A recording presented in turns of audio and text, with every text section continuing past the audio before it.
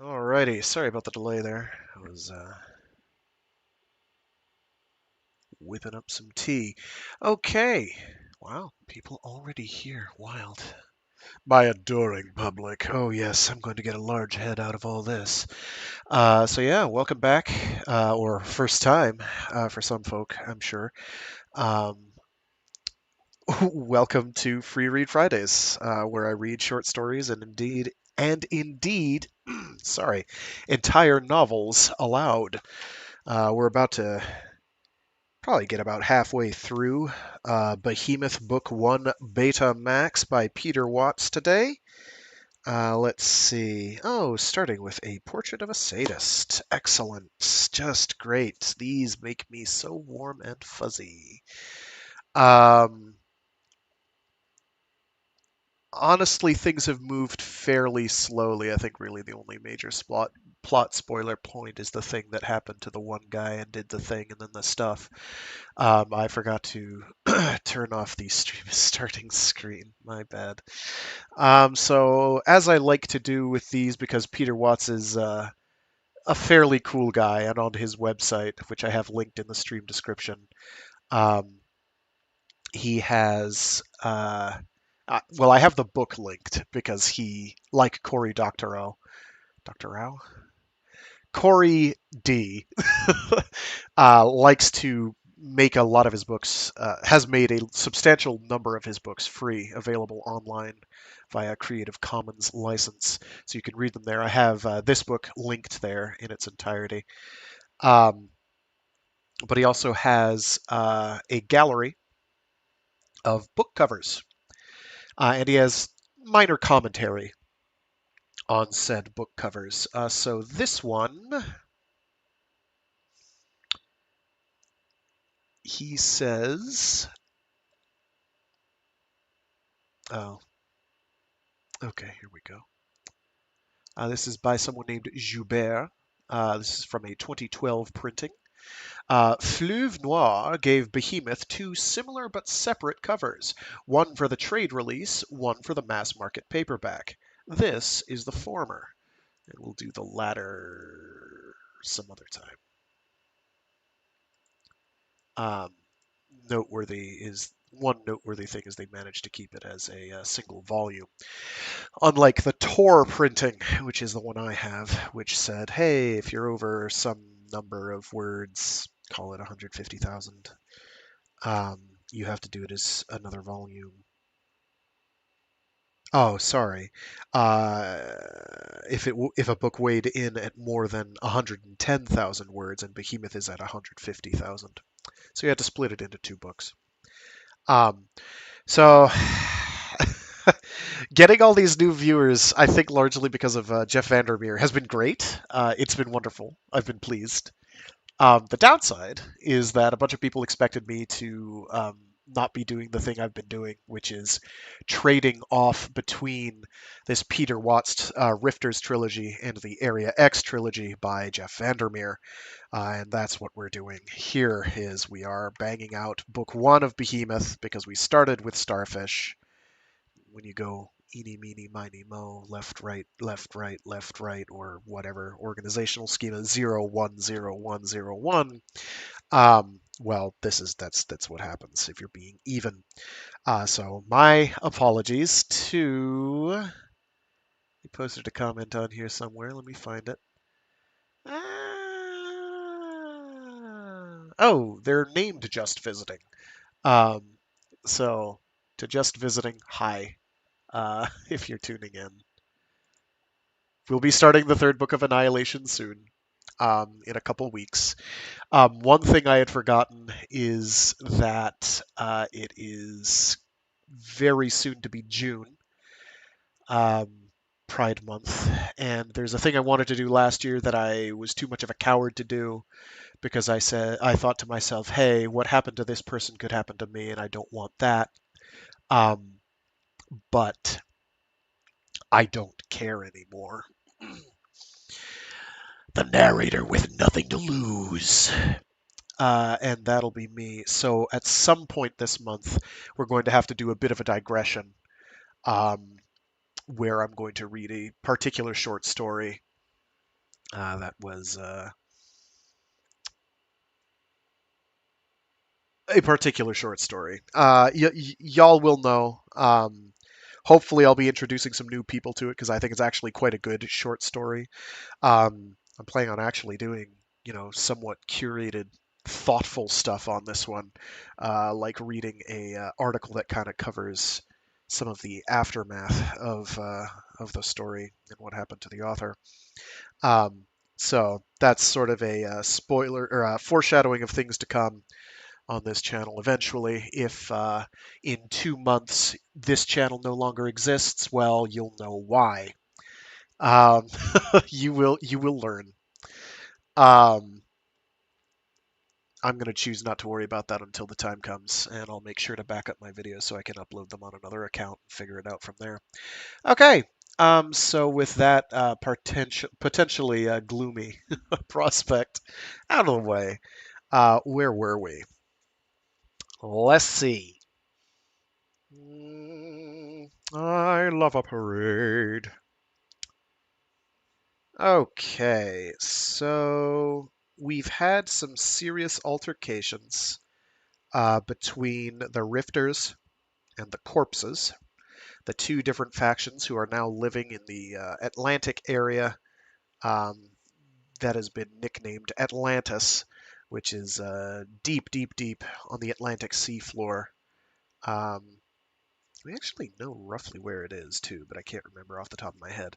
Um, anyway, it's way down there, and basically these corpses, which are corporate executives, um, who are escaping the turmoil being wrought on the North American continent by Behemoth, which is this RNA-based superbug that came out of deep sea vents in the Pacific and does very, very unpleasant things um, to our ecosystem.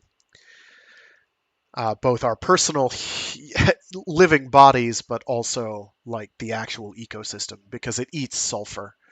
It outcompetes absolutely everything.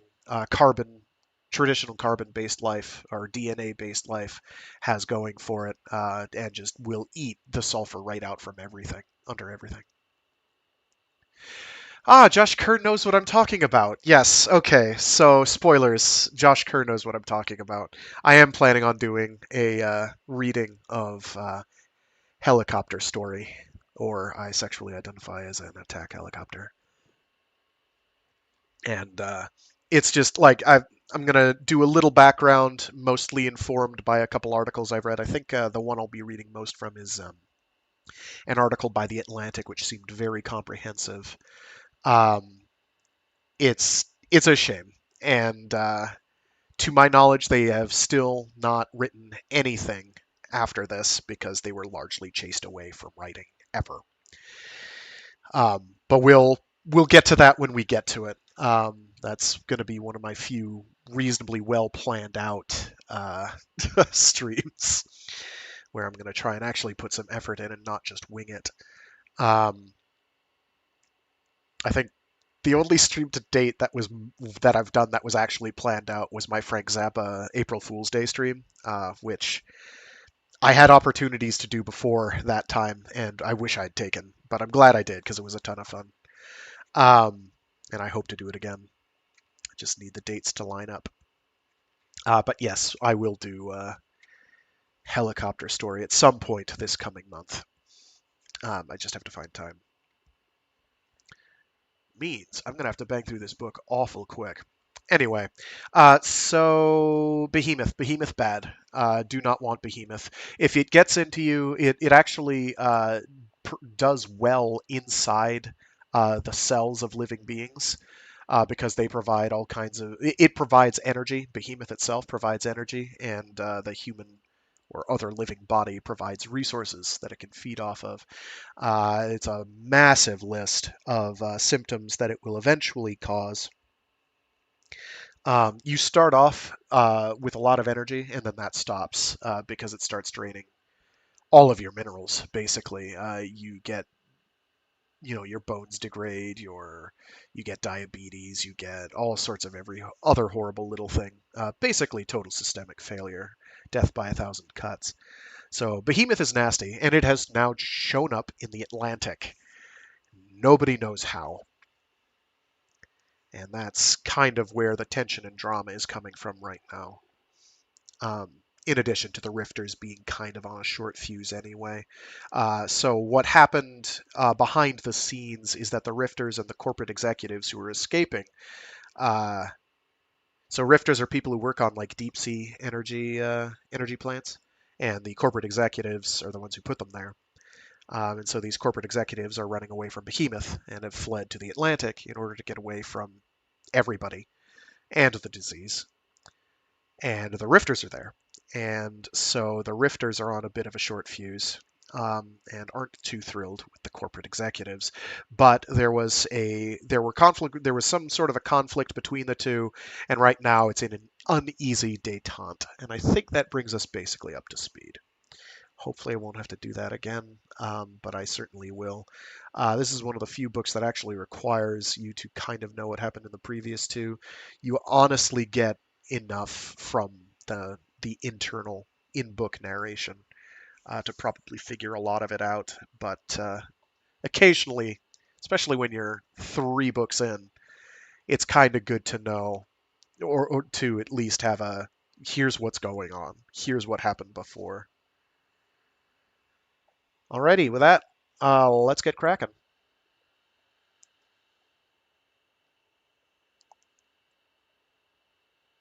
Yeah, uh, yes, Josh Kerr, that is exactly what I'm going to talk about. Like N.K. Jemison's response to the book, to the short story, is like a big thing that I'm going to talk about because it's like I had quite a lot of respect for N.K. Jemison right up until I read what she did, and I was like, wait a minute,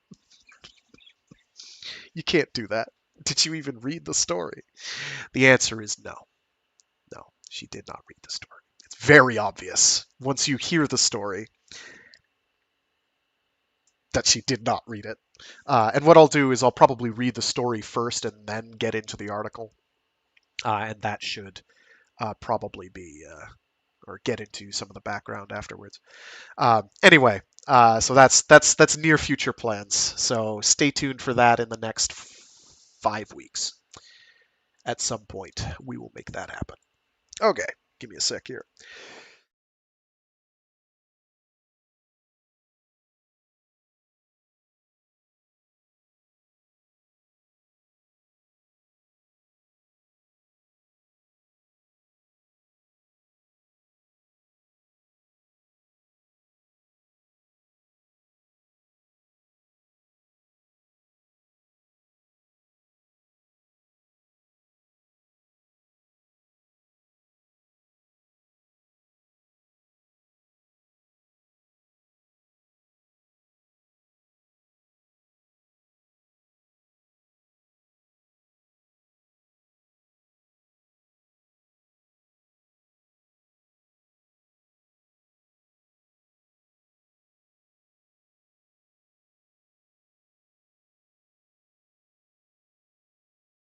We are going to start with some Achilles Desjardins.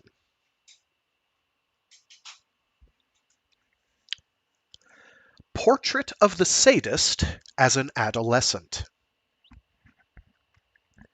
Achilles Desjardins learned to spoof the Skeeters eventually, of course.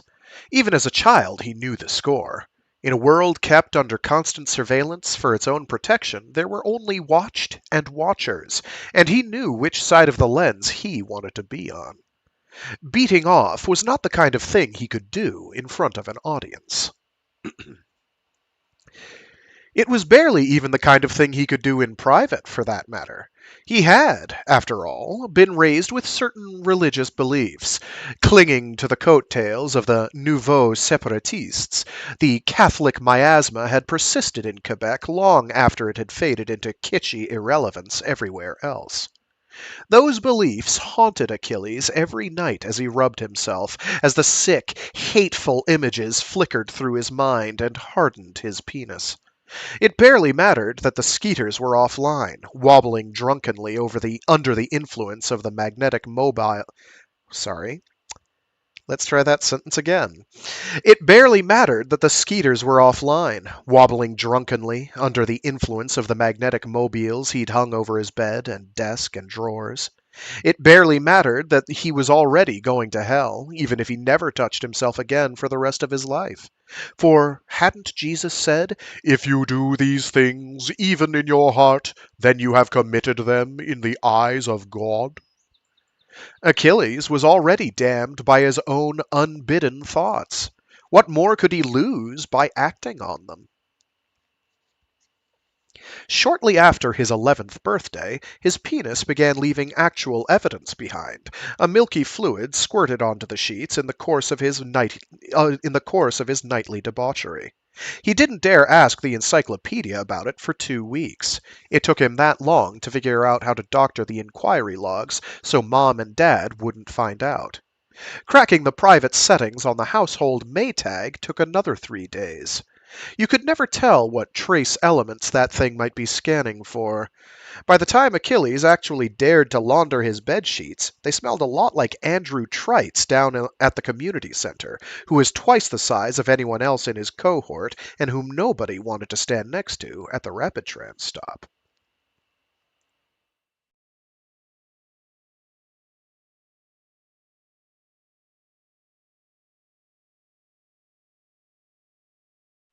I think, Achilles began at 13, he no longer believed in the church. He was, after all, an empiricist at heart, and God couldn't withstand so much as 10 seconds critical scrutiny from anyone who'd already figured out the ugly truth about the Easter Bunny.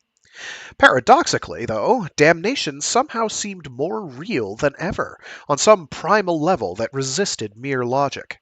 And as long as damnation was real, confession couldn't hurt. "I'm a monster," he finished. It wasn't as risky a confession as it might have been. His confidant wasn't especially trustworthy. He'd downloaded it from the net. From Maelstrom, he corrected himself. That's what everyone was calling it now. And it might be full of worms and Trojans, even if he had scrubbed it every which way. But he'd also Kellered all the I.O. except voice, and he could delete the whole thing the moment it tried anything funny. He'd do that anyway, once he was finished. No way he was going to leave it ticking after he'd spilled his guts into it. Dad would go totally triploid if he knew Achilles had brought a wild app anywhere near their home net, but Achilles wasn't about to risk using the house filters even if Dad had stopped spying since Mom died. And anyway, Dad wasn't going to find out. He was downstairs, cowled in his sensorium with the rest of the province, the rest of the country now, Achilles had to keep reminding himself, immersed in the pomp and ceremony of Quebec's very first Independence Day. Sullen, resentful Penny, her days of idolizing Big Brother long past, would have gladly sold him out in a second, but these days she pretty much lived in her rapture helmet. By now it must have worn the grooves right out of her temporal lobes. It was the birthday of the last new country in the world, and Achilles Desjardins was alone in his bedroom with his confessor. "What kind of monster?" asked Therapal TM 6.2, its voice studiously androgynous. He'd learned the word that very morning. He pronounced it carefully. "A misogynist." "I see," Therapal TM murmured in his ear. I get these feelings about hurting them, hurting girls." "And how do they make you feel?" The voice had edged subtly into the masculine. "Good. Awful. I like them. The feelings, I mean." "Could you be more specific?" There was no shock or disgust in the voice. Of course, there couldn't be. The program didn't have feelings. It wasn't even a touring app. It was basically just a fancy menu. Still, stupidly, Achilles felt strangely relieved. "It's sexy," he admitted. Just thinking about them that way." "What way, exactly?" You know, helpless, vulnerable. I like the looks on their faces when they're, you know, Go on, said Therapal TM. hurting. Achilles finished miserably. Ah, said the app. How old are you, Achilles? 13. Do you have any friends who are girls? Sure. And how do you feel about them? I told you, Achilles hissed, barely keeping his voice down. I get. No, Therapal TM broke in gently. I'm asking how you feel about them personally, when you're not sexually aroused. Do you hate them? Well, no. Andrea was really smart, and he could always go to her for help with his debugs. And Martine, one time, Achilles had just about killed Martine's older brother when he was picking on her. Martine didn't have a mean bone in her body, but that asshole brother of hers was so. I I like them, he said, his forehead crinkling at the paradox. I like them a lot. They're great. Except the ones I want to, and even then it's only when I. Therapal TM waited patiently. Everything's fine, Achilles said at last, except when I want to. I see, the app said after a moment. Achilles, I have some good news for you. You're not a misogynist after all. No? A misogynist is someone who hates women, who fears them, or thinks them inferior in some way. Is that you? No, but what am I then? That's easy, Therapal TM told him. You're a sexual sadist. It's a completely different thing. Really? Sex is a very old instinct, Achilles, and it didn't evolve in a vacuum. It co-evolved with all sorts of other basic drives. Fighting for mates, territoriality, competition for resources. Even healthy sex has a strong element of violence to it. Sex and aggression share many of the same neurological paths. Are you are you saying everyone's like me? It seemed too much to hope for. Not exactly. Most people have a sort of switch that suppresses violent impulses during sex. Some people's switches work better than others. The switches in clinical sadists don't work very well at all. And that's what I am, Achilles murmured. Very likely, Therapal TM said. Although it's impossible to be sure without a proper clinical checkup. I seem unable to access your network right now, but I could provide a list of nearby affiliated med booths if you tell me where we are. Behind him, there's an extra "the" in here. Behind him, Achilles' bedroom door creaked softly on its hinges. He turned and froze instantly at his core. The door to his bedroom had swung open. His father stood framed in the darkness beyond. Achilles, Therapal TM said in the whirling, receding distance, for your own health, not to mention your peace of mind, you really should visit one of our affiliates. A contractually guaranteed diagnosis is the first step to treatment, and treatment is the first step to a healthy life. He couldn't have heard, Achilles told himself. Therapal, TM, spoke directly to his earbud, and Dad couldn't have stopped the telltale from flashing if he'd been listening in. Dad didn't hack. He couldn't have heard Therapal, TM. He could have heard Achilles, though. If you're worried about the cost, our rates. Achilles deleted the app almost without thinking, sick to his stomach. His father hadn't moved. His father didn't move much these days. The short fuse, the hair trigger, had rusted into some frozen state between grief and indifference over the years. His once fiery and defiant Catholicism had turned against itself with the fall of the Church, a virulent rage of betrayal that had burned him out and left him hollow. By the time Achilles' mom had died, there'd barely even been sorrow. Sorry. By the time Achilles' mom had died, there'd barely even been sorrow. A glitch in the therapy, he'd said dully, coming back from the hospital. The wrong promoters activated. The body somehow inoculated against its own genes, devouring itself. There was nothing he could do. They'd signed a waiver. Now he stood there in the darkened hallway, swaying slightly, his fists not even clenched. It had been years since he'd raised a hand against his children. So what am I afraid of? Achilles wondered. His stomach knotted. He knows. He knows. I'm afraid he knows. The corners of his father's mouth tightened by some infinitesimal degree. It wasn't a smile. It wasn't a snarl. In later years, the adult Achilles Desjardins would look back and recognize it as a kind of acknowledgment, but at the time he had no idea what it meant. He only knew that his father simply turned and walked down the hall to the master bedroom and closed the door behind him, and never mentioned that night ever again. In later years, he also realized that Therapal TM must have been stringing him along. Its goal, after all, had been to attract customers, and you didn't do that by rubbing their faces in unpleasant truths. The program had simply been trying to make him feel better as a marketing strategy.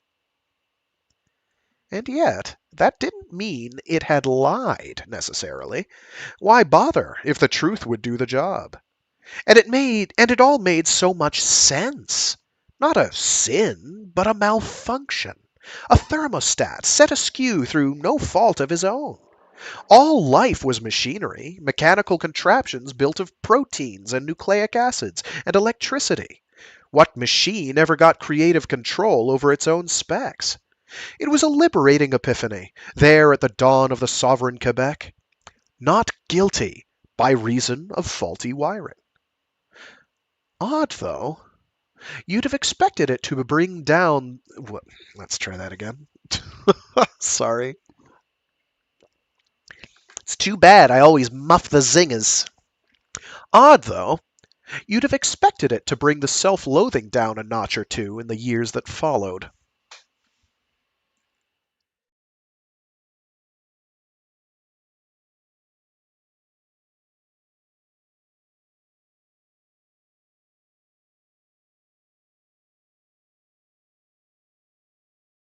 Hey, Frank Misers. Hey, Frag, I finished your reading of Quarantine by Greg Egan. Great book. Have you read The Three Body Problem by Cixin Liu? Which I almost certainly mangled the pronunciation of, and sorry. Yes, I have. And I don't know if it was you. Somebody else in one of the comments sections asked to have that read, so that is now on the list, probably for this year. Um, After I get these two trilogies done and get through the Hyperion Cantos, which somebody before that requested, which is kind of a beefy one. So that could take a little while. So yes, I have read the Three Body Problem. I have read the two follow-ups as well, and some of one of them. Because what I didn't know until relatively recently is that there's like a massive amount of fan fiction associated with those, and some of which has been published and some of which is quite successful. Um, so I've read only one of those. Uh, I have a short story collection that might be some of that, because there's some stuff by Xijin Liu in there, and if I'm mispronouncing that, anyone who can correct me, please do. Um, and as well as some other authors. So yes, I have read it. I because somebody has requested it, I will be doing it. And now that there's another request, I am going to bump it up the queue, so to speak. It's a good one. It's kind of slow paced, but that's not a bad thing. I don't mind slow paced. It's like the first one's great because it's kind of like it's like a murder mystery, kind of like Quarantine is kind of a murder mystery. You're like trying to figure out what the hell is going on, and then the dramatic reveal happens, and you're like, oh, Oh, and then these follow-up books expand the scope greatly, and they're quite a lot of fun as well. So I'll get to those too. So yes, I will get on those. It was my introduction into hard sci-fi, and I am still recovering, he says. Yeah. Yeah. It'll do that. It'll do that. They're a doozy. They're really brilliant. They're quite good. But they are a doozy. Particularly once the second book really gets underway. It's just like it's utterly relentless. The first one is like, "Oh my god, that's terrifying." And then the second book is like, "Is there any hope at all?" And then the third book is like, "There's no hope at all, but hey, the universe is a rainbow, so let's cruise it." I think that's a fair summary. They're great. They're great. I'm amazed that the third book winds up being as optimistic at the end as it is, because like everything leading up to it is like various shades of wow. I didn't think it could get any grimmer. Anyway, let's get cracking again here.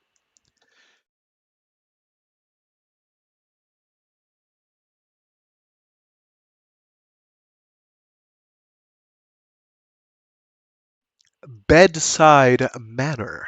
Manor. Wah, wah, wah. It's a pun or play on words. Bedside Manor. Gene Erickson and Julia Friedman live in a small single-deck hab about 100 meters southeast of Atlantis. Julia has always done most of the housekeeping.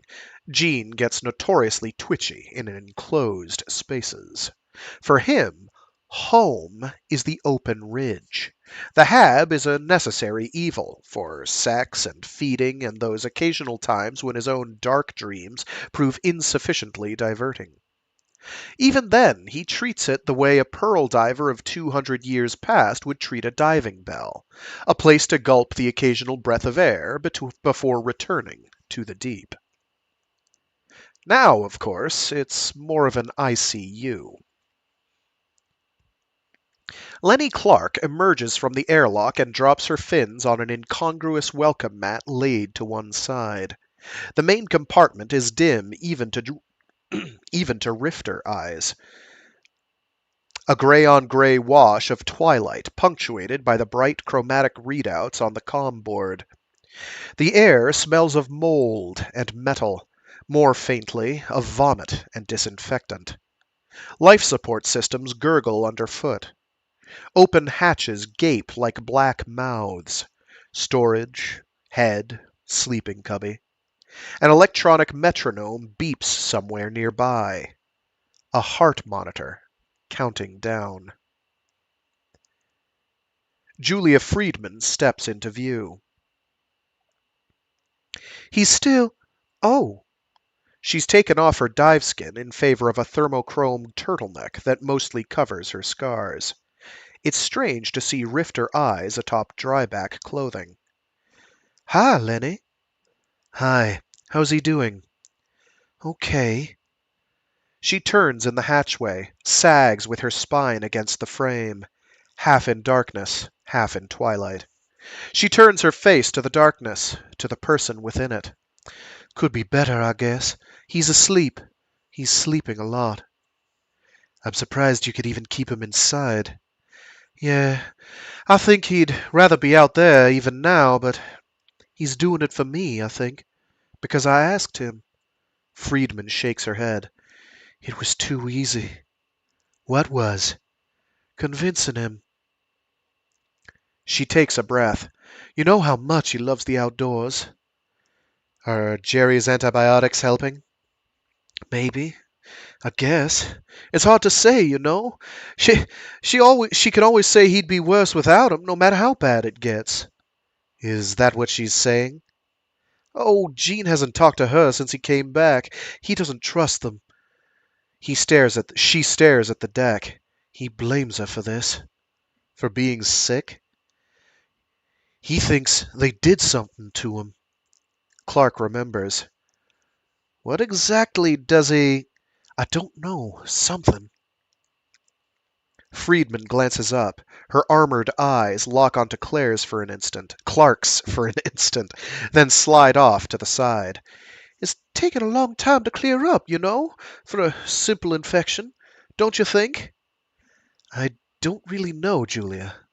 Maybe Behemoth's mixing things up somehow, making things worse. I don't know if it works like that. Maybe I've got it too by now. Friedman almost seems to be talking to herself. I mean, I'm with him a lot. We could check you out if you wanted. Friedman looks at her. You were infected, weren't you? Before? Only with Behemoth, Clark says, careful to draw the distinction. It didn't kill me. It didn't even make me sick. It would have, though, eventually, right? If I hadn't got my retrofits. But I did. We all did. She tries a smile. We're rifters, Julia. We're tough little motherfuckers. He'll pull through. I know it. It's not much, Clark knows. Reassuring deception is all she can offer Julia Friedman at the moment. She knows better than to touch. Friedman's not keen on physical contact.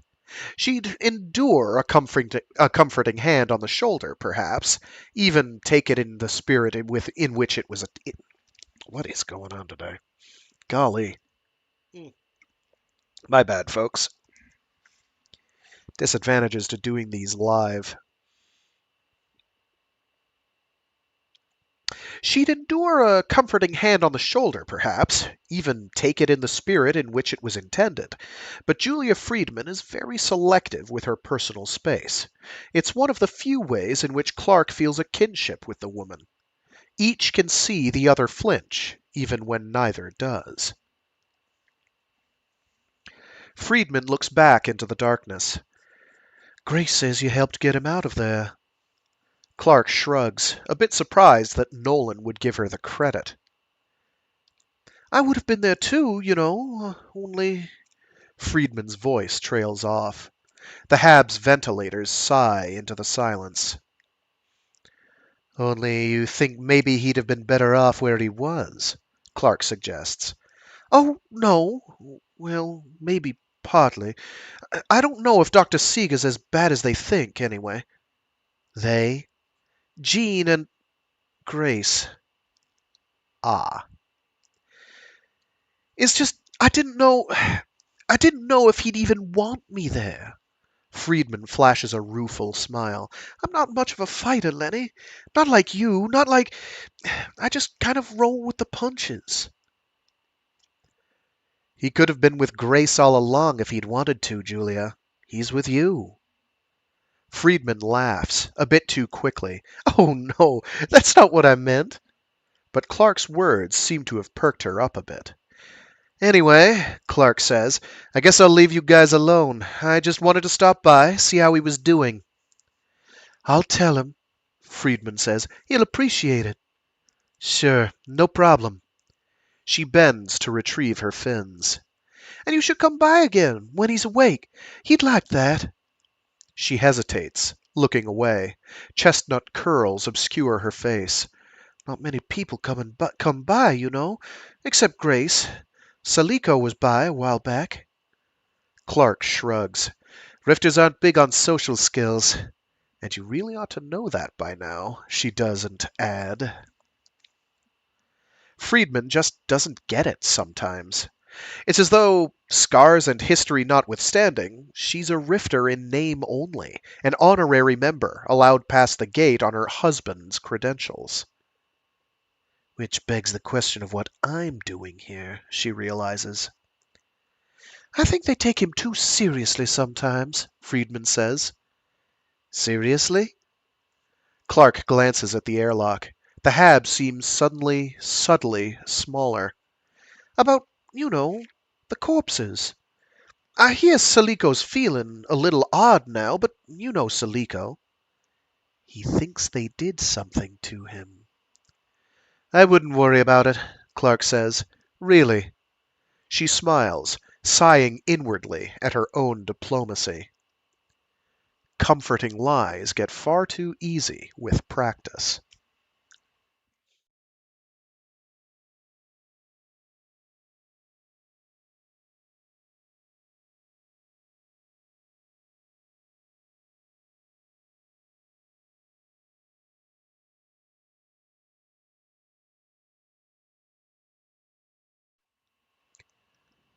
It's been a while since she's let Kevin take her. He's never been all that good at it, sadly. He has a harder time keeping it up than most kids his age, which actually isn't all that uncommon among the local bottom feeders. And the fact that he's chosen a frigid bitch like Lenny Clark to practice his moves on hasn't helped the dynamic any. A man afraid to touch, a woman averse to contact. If these two have anything in common, it's patience. She figures she owes him. Besides, she wants to ask him some questions. But today, he's a granite cock with a brainstem attached. So you know those disclaimers I put in there in the stream description about how things get rough? Yeah. So we started with Portrait of a Sadist, and now we're going into some potentially uncomfortable territory. I'm going to hammer through it, so y'all get to grin and bear it too. Fuck the foreplay. He pushes into her right off the top, not even a token tongue lashing to make up for the lack of tropical irrigation. The friction pulls painfully at her labia. She reaches down discreetly with one hand and spreads them. Walsh pumps on top of her, breath hissing through teeth clenched in a hard animal grin, his capped eyes hard and unreadable. They always keep their eyes masked during sex. Clark's tastes prevail, as usual, although Walsh usually wears too much heart on his face to hide with a couple of membranous eggshells.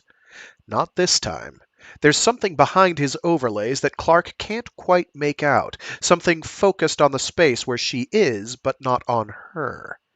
He pushes her up in the pallet in rough thrusting increments. Her head bumps painfully against the naked metal plating of the deck. They fuck without words amid stale air and grafted machinery. She doesn't know what's come over him. It's a nice change, though, the closest thing to an honest-to-God rape she's had in years. She closes her eyes and summons up images of Carl Acton. Afterward, though, the bruise she notices is on his arm, a corona of torn capillaries around a tiny puncture in the flesh of his inner elbow. So, casual reminder, Lenny Clark is one sick puppy. Partly, actually mostly, due to surgery and general brain fucking that occurred before she became a rifter. See the previous books for more. Afterward, though, the bruise she notices is on his arm, a corona of torn capillaries around a tiny puncture in the flesh of his inner elbow. What's this? She lays her lips around the injury and runs her tongue across the swelling. Oh, that. Grace is taking blood samples from everyone. Her head comes up. What? She's not great at it. Took her a couple of tries to find the vein. You should see Lige. Looks like his arm got bushwhacked by a sea urchin. Why is Grace taking blood? You didn't hear? Lige came down with something. And Salico started feeling under the weather too, and he visited Jean and Julia just a couple of days ago. So Grace thinks, whatever the corpses gave him, it's spreading. Clark sits up. She's been naked on the deck for half an hour, but this is the first time she's felt the chill. Grace thinks the corpses gave him something. That's what Jean thought. She's going to find out. How? She doesn't even have any medical training. Walsh shrugs. You don't need any to run medbase. Jesus, semen-sucking Christ. Clark shakes her head in disbelief. Even if Atlantis did want to sick some bug on us, they wouldn't be stupid enough to use one from the standard database. I guess she thinks it's a place to start. There's something in his voice. You believe her, Clark says. Well, not Has Julia come down with anything? Not so far. Not so far. Kevin, Julia hasn't left Jean's side since they broke him out. If anyone was going to catch anything, wouldn't it be her? Salico visited, what, once? Maybe twice. And what about Grace? From what I hear, she's over there all the time. Is she sick? She says she's taking precautions, Clark snorts. Spare me. Am I the only one left on the whole ridge with a working set of frontal lobes? Abra came down with super Sif last year, remember? It took 8 months for Charlie Garcia to get rid of those buggy ascaris in his gut, and I don't remember anyone blaming the corpses for that. People get sick, Kevin, even down here. Especially down here. Half of us rot away before we even have a chance to go native. There it is again. Something new, staring out from behind the glistening opacities of Walsh's eye caps. Something not entirely friendly. She sighs. What? It's just a precaution. I don't see how it can hurt. It can hurt quite a lot if people jump to conclusions without any facts. Walsh doesn't move for a moment. Then he gets to his feet. Grace is trying to get the facts, he says, padding across the compartment. You're the one jumping to conclusions. Oh, Kevy boy, Clark wonders, when did you start to grow a spine? He grabs his dive skin off the chair. Squirming black synthetics embrace him like a lover. Thanks for the fuck, he says. I gotta go.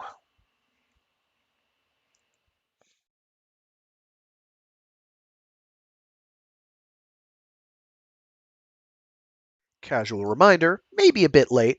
Rifters are not especially nice people. Actually, most people in this particular future um, are not especially nice to each other. Kind of a recurring theme with Peter Watts's work is people aren't necessarily nice, and yet they're still trying to fix problems. How optimistic.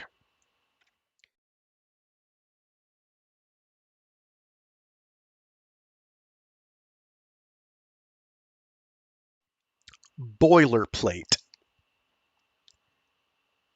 She finds Lubin floating halfway up the side of the wind chime reservoir. Pipes, fiber op, and miscellaneous components, mostly non-functional now, dismembered segments of circuits long since broken, run in a band around the great tank's equator. At the moment, the ambient currents are too sluggish to set either rocks or machinery to glowing. Lubin's headlamp Lubin's headlamp provides the only illumination. I got aggressively tongue-tied there. I'm sorry. Like my lips rebelled. And I don't know why. Abra said you were out here, Clark buzzes. Hold this pad, would you? She takes the little sensor. I wanted to talk to you. About? Most of his attention seems to be focused on a blob of amber polymer erupting from one of the conduits. Clark maneuvers herself into his line of sight. There's this asinine rumor going around. Grace is telling people that Jerry sicked some kind of plague on Jean. Lubin's vocoder ticks in a mechanical interpretation of. Oh, you can't actually do that because your nose blows up. I can't pitch my nose and do that. I'm so sorry. Of. There we go. We'll go with that. She's always had a missile up her ass about the corpses, but nobody takes her seriously. At least, they didn't used to. Lubin taps a valve. That's it. What? Resin's cracked around the thermostat. It's causing an intermittent short. Ken, listen to me. He stares at her, waiting. Something's changing. Grace never used to push it this hard, remember? I never really butted heads with her myself, Lubin buzzes. It used to be her against the world, but this bug Jean's come down with, it's changed things. I think people are starting to listen to her. It could get dicey. For the corpses. For all of us. Weren't you the one warning me about what the corpses could do if they got their act together? Weren't you the one who said, we may have to do something preemptive? A small pit opens up in Clark's stomach. Ken, she buzzes slowly, You do know Grace is fucking crazy, right? He doesn't answer for a moment. She doesn't give him any longer than that. Seriously, you should just listen to her sometime. She talks as if the war never ended. Someone sneezes and it's a biological attack. Behind his headlamp, Lubin's silhouette moves subtly. Clark gets the sense of a shrug. There are some interesting coincidences, he says. Gene enters Atlantis with serious injuries. Jerry operates on him in a med bay where our surveillance is compromised, then puts him into quarantine. Quarantine because of Behemoth, Clark points out. as you've pointed out yourself on occasion, we've all been immunized against Behemoth. I'm surprised you don't find that rationale more questionable. When Clark says nothing, he continues. Gene is released into the wild, suffering from an opportunistic infection, which our equipment can't identify, and which so far has failed to respond to treatment. But you were there, Ken. Jerry wanted to keep Jean in quarantine. Dale beat the crap out of her for trying. Isolating Patient Zero is a pretty short-sighted strategy for spreading the plague. I suppose, Lubin buzzes. Grace might say they knew we'd break him out regardless, so they put up a big show of resistance, hoping someone would cite it in their favor down the road. So they fought to keep him contained, therefore they wanted him set loose? Clark peers suggestively at Lubin's electrolysis intake. You getting enough O2 there, Ken? I'm saying that's the sort of rationale Grace might invoke. That's pretty twisted, even for... Realization sinks in. She's actually saying that, isn't she? His headlight bobs slightly. You've heard the rumors. You've heard the rumors. You know all about them. She shakes her head, disgusted at herself. As if I'd ever have to bring you up to speed on anything. I'm keeping an ear open. Well, maybe you could do a bit more than that. I mean, I know you like to keep out of these things, but Grace is fucking psycho. She's spoiling for a fight and she doesn't care who gets caught in the backwash. Lubin hovers, unreadable. I would have expected you to be a bit more sympathetic. What's that supposed to mean? Nothing. He buzzes after a moment. But whatever you think of Grace's behavior, her fears might not be entirely unfounded. Come on, Ken. The war's over. She takes his silence as acknowledgement. So why would the corpses want to start it up again? Because they lost. Ancient history. You thought yourself oppressed once, he points out. How much blood did it take before you were willing to call it even? His metal voice, so calm, so even, is suddenly so close it seems to be coming from inside her own head. I was wrong about that, she says after a while. It didn't stop you. It didn't stop you. He turns back to his machinery. Ken, she says. He looks back at her. This is bullshit. It's a bunch of ifs strung together. 100 to 1, Gene just picked up something from the fish that bit him. Okay. It's not like there can't be 100 nasty bugs down here we haven't discovered yet. A few years ago, nobody'd even heard of Behemoth. I'm aware of that. So we can't let this escalate, not without at least some evidence. His eyes shine yellow-white in the backscatter from his headlamp. If you're serious about evidence, you can always collect some yourself. How? He taps the side of his chest, where the implants are. She goes cold. No. If Seeger's hiding anything, you'd know it. She could be hiding lots of things from lots of people. It wouldn't prove what she was hiding. You know what Nolan was feeling too, since you seem so... You'd know what Nolan was feeling too, since you seem so concerned with her motives. I know what her motives are. I don't need to fuck with my brain chemistry to confirm it. The medical risks are minimal, he points out. That's not the point. It wouldn't prove anything. You know you can't read specific thoughts, Ken. You wouldn't have to. Reading guilt would be sufficient. I said no. Then I don't know what to tell you. He turns away again. His headlamp transforms the reservoir's plumbing into a tiny, high-contrast cityscape tilted on edge. Clark watches him work, tracking pathways, tapping pipes, making small changes to tabletop architecture. A pinpoint sun flares hissing at his fingertips, blinding her for an instant. By the time her caps have adjusted, the light has settled on the skin of the tank. The water shimmers prismatically around it, like a heat mirage on a hot day. At lesser depths, it would explode into steam on the spot. There's another way, she buzzes. Lubin shuts off the spot welder. There is. He turns to face her. But I wouldn't get my hopes up.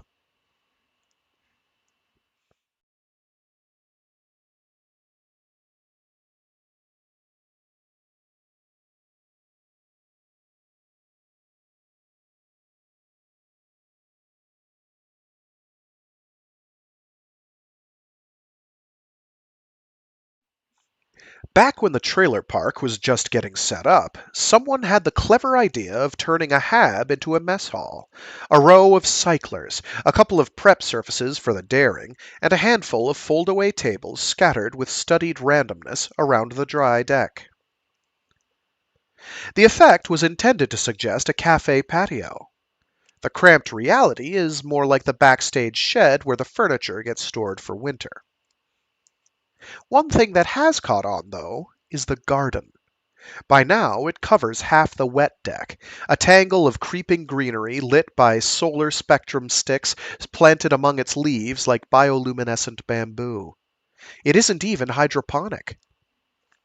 The little jungle erupts from boxes of rich, dark earth, diatomaceous ooze, actually, beefed up with organic supplements that were once discreet, but which have since now disappeared under an overflow of compost, spilling messily across the plating.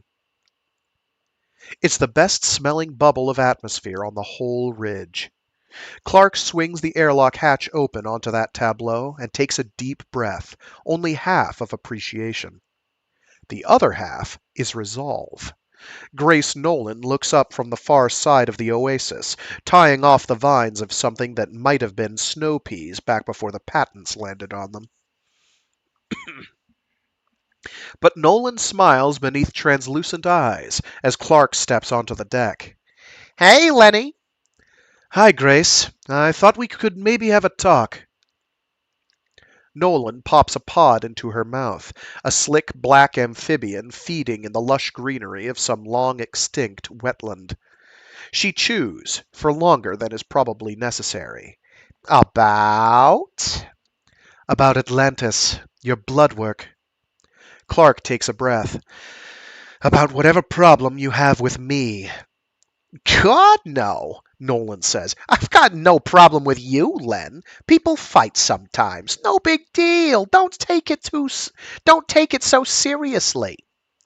Okay, then. Let's talk about Jean. "Sure."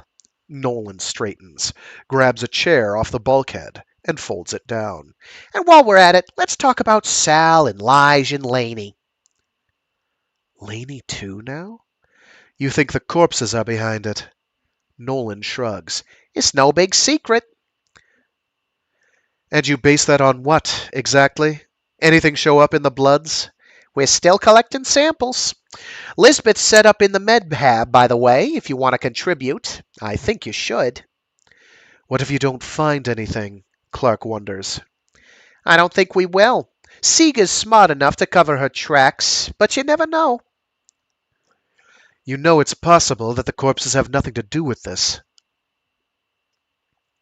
Nolan leans back in her chair and stretches. "Sweetie, I can't tell you how surprised I am to hear you say that." So show me some evidence. Nolan smiles, shaking her head. Here's a bit of an exercise for you. Say you're swimming through shark-infested waters. Big sickle-finned stump fucks all over the place, and they're looking you up and down, and you know the only reason they're not tearing into you right now is because you've got your billy out, and they've seen what that billy can do to fishies like them. So they keep their distance, but that makes them hate you even more, right? Because you've already killed some of them. Though these are really smart sharks, they hold grudges. So you swim along for a little while, all these cold, dead, pissed off eyes and teeth, always just out of range, and you come across, oh, say, Ken. Or what's left of him.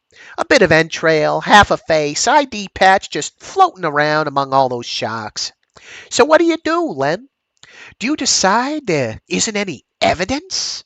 Do you say, hey, I can't prove anything. I didn't see this go down? Do you say, let's not jump to any conclusions?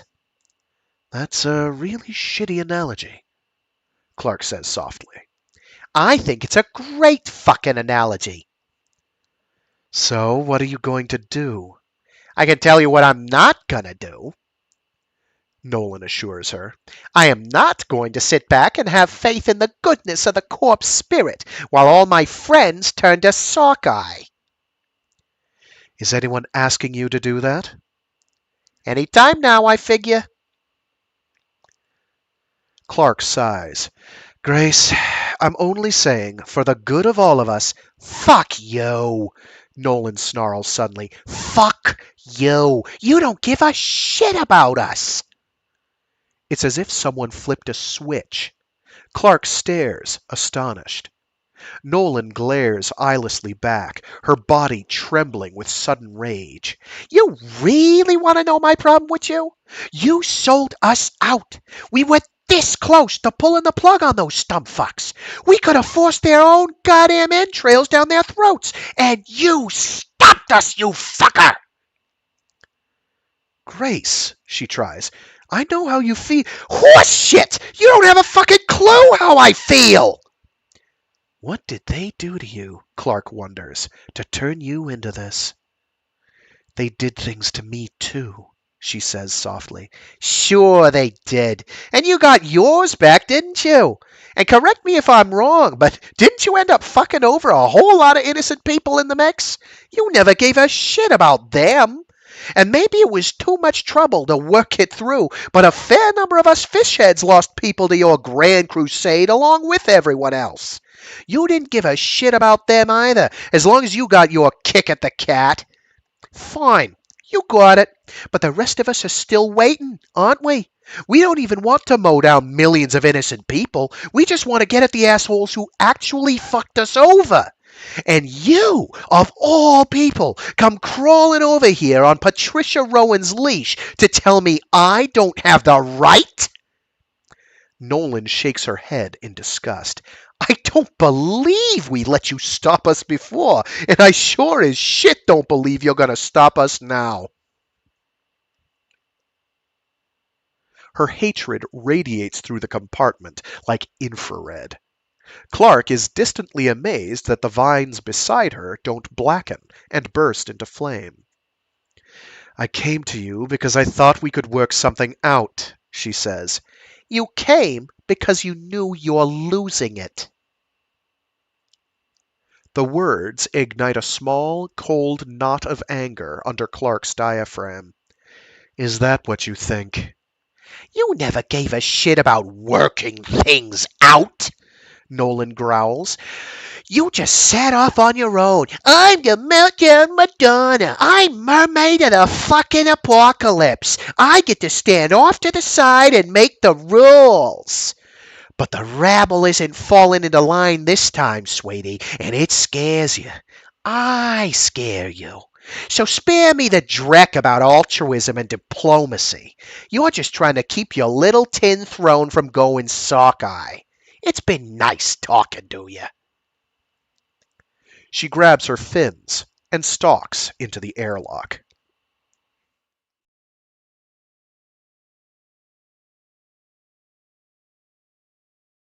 2020 hindsight, maybe not the best accent I could have chosen for her.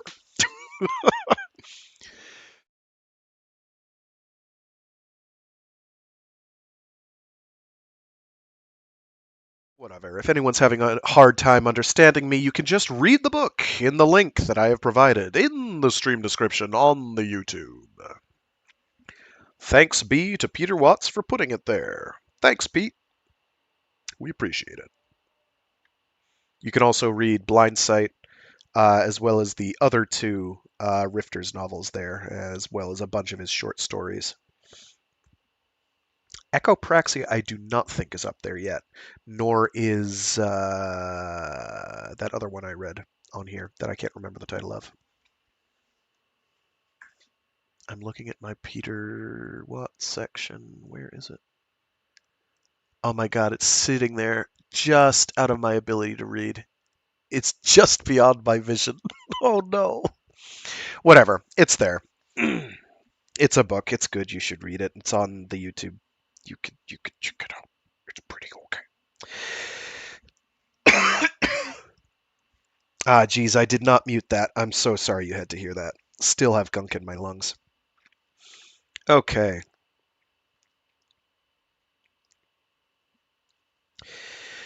Portrait of the Sadist as a Young Man.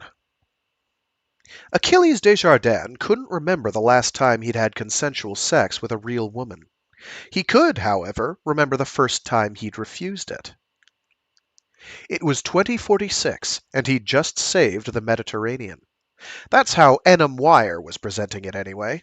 All he'd really done was deduce the existence of a strange attractor in the Gulf of Cadiz. Cadiz? That's an accent. Agave? Cadiz. Let's go with Cadiz. A persistent little all he'd really done was deduce the existence of a strange attractor in the Gulf of Cadiz. A persistent little back eddy that no one else had bothered to look for. According to the Sims, it was small enough to tweak the albedo dampeners. The effects would proliferate through the Strait of Gibraltar and, if the numbers were right, stave off the collapse of the Med by an easy decade. Or until the Gulf Stream failed again, whichever came first. It was only a reprieve, not outright salvation, but it was just what Xira needed. CSIRA needed to make everyone forget the Baltic fiasco. Besides, nobody ever looked ahead more than 10 years anyway. Nobody ever looked ahead more than 10 years anyway. There we go. So for a while, Achilles Desjardins had been a star. Even Lertzman had pretended to like him for the better part of a month, told him he was fast-tracked for senior status just as soon as they got the security checks out of the way. Unless he had a bunch of butchered babies in his past, he'd be getting his shots before Halloween. Hell, he'd probably be getting them even if he did have a bunch of butchered babies in his past. Background checks were nothing but empty ritual in the higher ranks of the patrol. You could be a serial killer, and it wouldn't make a damn bit of difference once guilt trip was bubbling in your brain. You'd be just as thoroughly enslaved to the greater good. You'd be just as You'd be just as thoroughly enslaved to the greater good.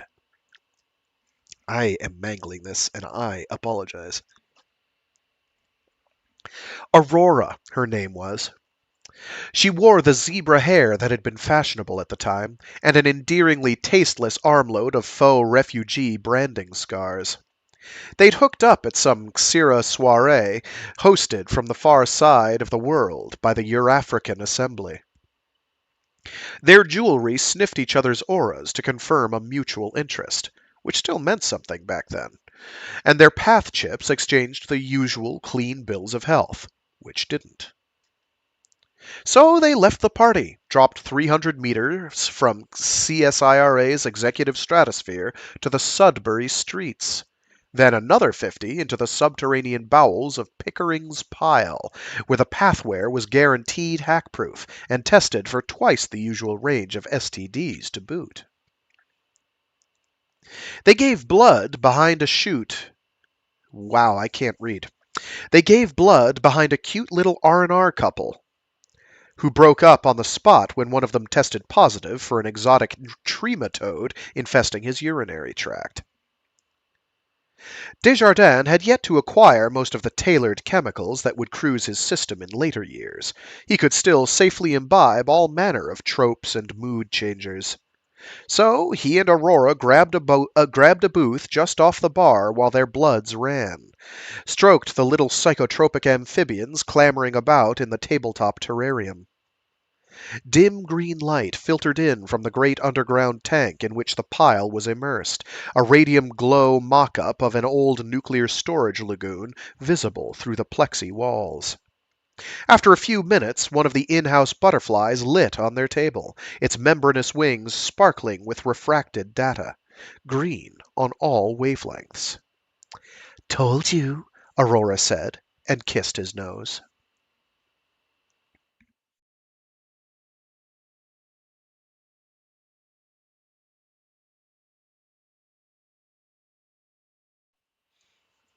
Pickering's pile rented fuck cubbies by the minute. They split 5 hours between them. Oh boy. And away we go. You know that warning disclaimer I put there? Again, I do that for a reason. I am surprised this hasn't gotten my channel canceled yet. Oorah! The fun is yet to come. That is not a euphemism.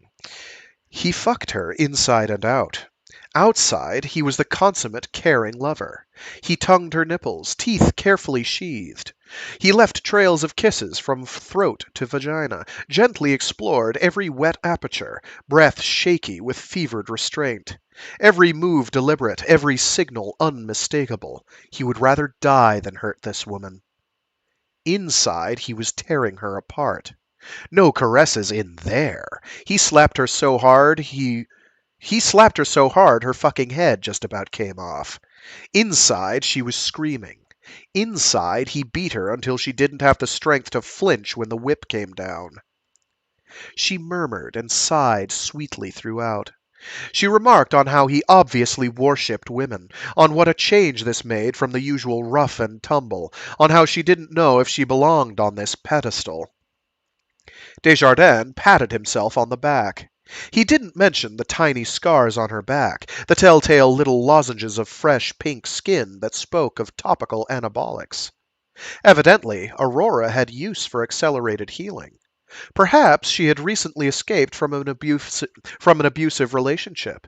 Perhaps he was her sanctuary. Even better. He imagined some past partner beating her. "Oh, fuck it," she said, 4 hours in. "Just hit me." He froze, terrified, betrayed by body language or telepathy or a lucky guess for all he knew. "What?" "You're so gentle," Aurora told him. "Let's get rough." "You don't—" He had to stifle a surprised laugh. "I mean, what?" "Don't look so startled." She come hithered a smile. "Haven't you ever smacked a woman before?" Those were hints, he realized. She was complaining. And Achilles Desjardins, pattern matcher extraordinaire, master of signal from noise, had missed it completely. "I kind of minored in asphyx," she suggested now, "and I don't see that belt of yours getting any kind of workout." It was everything he'd ever dreamed of and hated himself for. It was his most shameful fantasy come to life. It was perfect. "Oh, you glorious bitch. You are just asking for it, aren't you? And I'm just the one to give it to you." Except he wasn't. Suddenly, Achilles Desjardins was as soft as a dollar. "You serious?"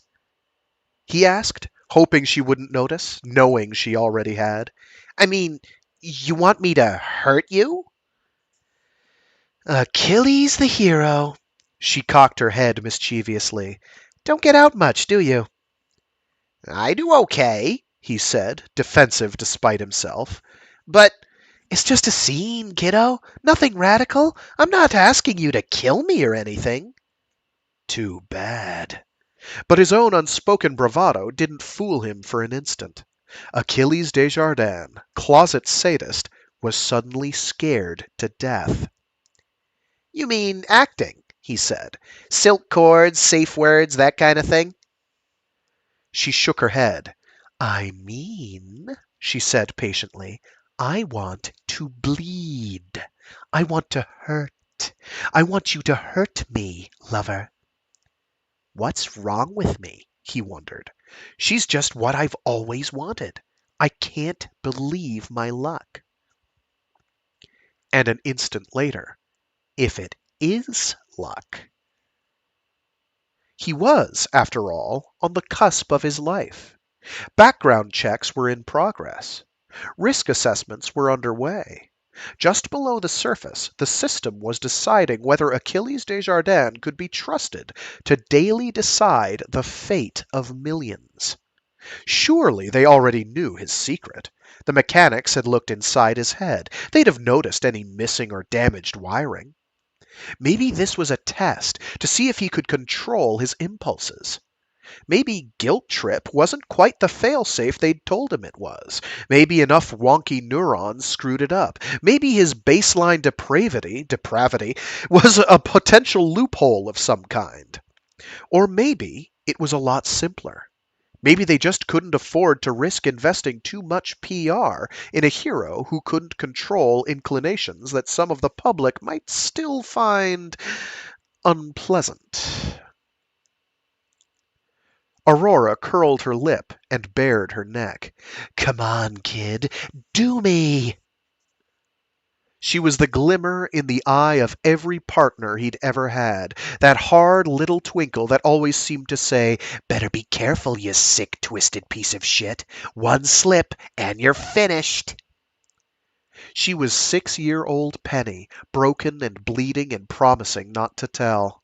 She was his father, standing in a darkened hallway, staring through him with unreadable eyes that said, I know something about you, son, and you'll never know exactly what it is. Rory, Desjardins said carefully, have you ever talked to anyone about this? All the time. She was still smiling, but a sudden wariness tinged her voice. No, I mean someone, Professional. The smile was gone. Some piece of corpsey wetware that sucks down my account while telling me that I don't know my own mind. It's all just low self-esteem, and my father raped me when I was pre-verbal. She reached for her clothes. No, Achilles, I haven't. I'd rather spend my time with people who accept me for who I am than with a misguided assholes who try to change me into what I'm not. She pulled up her panties. I guess you just don't run into those types at official functions anymore. He tried. You don't have to go. He tried. It was just so unexpected, He tried. It's just, it seems so disrespectful. Aurora sighed. Kiddo, if you really respected me, you'd at least give me credit for knowing what I like. But I like you, he blundered, free-falling in smoke and flame. How am I supposed to enjoy hurting you when... Hey, you think I enjoyed everything I did to get you off? She left him in the cubby, with a flaccid penis, 50 minutes left on the clock, and the stunning, humiliating realization that he was forever trapped within his own disguise. I'll never let it out, he thought, no matter how much I want to, no matter who asks me, no matter how safe it seems. I'll never be sure there isn't an open circuit somewhere. I'll never be sure it isn't a trap. I'm going to be undercover for the rest of my life. I'm too fucking terrified to come out. His dad would have been proud. He was a good Catholic boy, after all. I don't know. I'm not sure where the emphasis should go on that. But Achilles Desjardins was nothing if not practiced at the art of adaptation. By the time he emerged, chastened and alone, he was already beginning to rebuild his defenses. Maybe it was better this way. The biology was irrefutable, after all. Sex was violence, literally, right down to the neurons. The same synapses lit up whether you fucked or fought, the same drive to violate and subjugate. It didn't matter how gentle you were on the outside, it didn't matter how much you pretended. Even the most consensual intercourse was nothing more than the rape of a victim who'd given up. If I do all this and have not love, I am as sounding brass, he thought. He knew it in the floor of his brain. He knew it in the depths of his id. Sadism was hardwired, and sex was more than violence. It was disrespect. There was no need to inflict it on another human being, here in the middle of the 21st century. There was no right to, especially not for monsters with broken switches. He had a home sensorium that could satisfy any lust he could imagine, serve up virtual victims at such high res that even he might be fooled. There were other advantages, too. Never again the elaborate courtship rituals that he always seemed to fuck up at. Never again the fear of infection, the ludicrous efforts to romanticize path scans and pass blood work off as foreplay. Never again that hard twinkle in your victim's eyes, maybe knowing. He had worked it out. Hell, he had a new paradigm of life. From now on, Achilles Desjardins would be a civilized man. He would inflict his vile passions on machinery, not flesh. And he would save himself a shitload of embarrassment in the bargain. Aurora had been for the best, a narrow escape in the nick of time. Head full of bad wiring in that one, no doubt about it. Pain and pleasure centers all cross-wired. He didn't need to mix it up with a freak like that.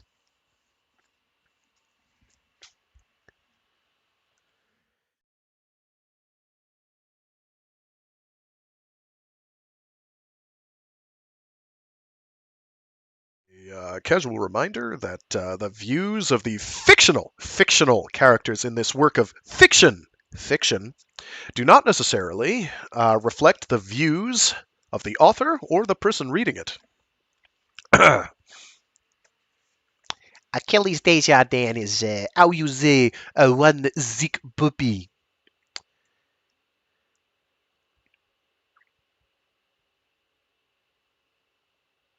But at least he has the common decency to feel bad about it. For now.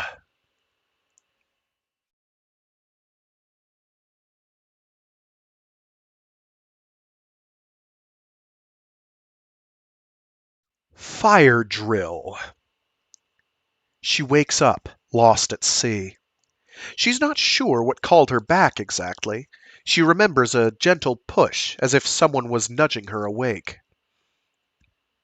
Yet she's perfectly alone out here. That was the whole point of the exercise. She could have slept anywhere in the trailer park, but she needed the solitude. So she swam out past Atlantis, past the habs and the generators, past the ridges and fissures that claw the neighborhood. Finally, she arrived here, at this distant little outcropping of pumice and polymetallics, and fell into wide-eyed sleep. Excuse me. Only now something has nudged her awake, and she has lost her bearings. She pulls the sonar pistol off her thigh and sweeps the darkness. After a few seconds, a fuzzy metropolitan echo comes back, just barely teasing the left edge of her sweep. She takes more direct aim and fires again. Atlantis and its suburbs come back dead center. And a harder echo, smaller, nearer, closing. It's not an intercept course. A few more pings resolve a vector tracking past to starboard. Whoever it is probably doesn't even know she's here. Or didn't, until she let loose with sonar. They're moving pretty damned fast for someone without a squid. Curious, Clark moves to intercept. She keeps her headlamp low, barely bright enough to tell substrate from seawater. The mud scrolls by like a treadmill. Pebbles and the occasional brittle star accept the monotony. The bow wave catches her just before the body does. A shoulder rams into her side, pushes her into the bottom. Mud billows up around her. A fin slaps Clark in the face. She grabs blindly through the zeroed viz and catches hold of an arm. What the fuck? The arm yanks out of her grasp, but her expletive seems to have had some effect. The thrashing stops at least. The muddy clouds continue to swirl, but by now it's all inertia. Oh, It's a rough, grating sound, even for a vocoder. it's Lenny. She brightens her headlamp. A billion suspended particles blind her in bright fog. She fins up into clearer water and points her beam at the bottom. Something moves down there. Shit! Lights down! Sorry. She dims the lamp. Rama, that you? Banderi rises from the murk. Lenny. A mechanical whisper. Hi. She supposes she's lucky he still recognizes her. Hell, she's lucky he can still talk. It's not just the skin that rots when you stop coming inside. It's not just the bones that go soft. Once a rifter goes native, the whole neocortex is pretty much a write-off. You let the abyss stare into you long enough, and that whole civilized veneer washes away like melting ice in running water.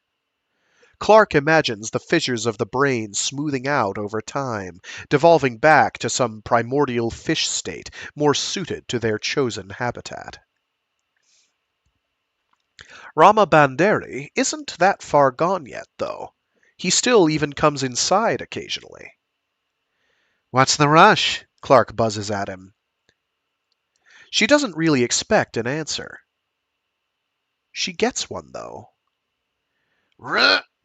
Dopamine, maybe. Epi. It clicks after a second. Dopamine rush. Dopamine rush. Is he still human enough to deliver bad puns? No, Rama. I mean, why the hurry? He hangs beside her like a black wraith, barely visible in the dim ember of her headlamp. I'm not. His voice trails off. Boom! He says after a moment. Blew it up! Way too bright. A nudge, she remembers. Enough to wake her. Blew what? Who?